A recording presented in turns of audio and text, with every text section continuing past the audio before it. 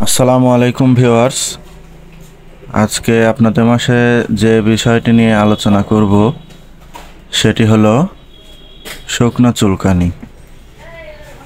এই বছর আমাদের শরীরে অনেক শুকনো চুলকানি এবং উপরে কোনো কিছু দেখা যায় না, কিন্তু শরীরে খুব চুলকায় এবং ফুসি ফুসি বের হয়।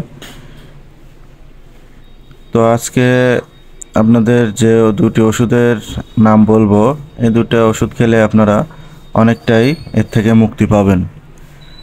লরিক্স প্লাস লোশন এটা সপ্তাহে 2 দিন আপনারা গলা থেকে পা পর্যন্ত লোশনের মতন ব্যবহার করবেন, এবং এলসেট যে ট্যাবলেটটি, এটা আপনারা প্রতিদিন রাত্রে একটি করে খাবেন।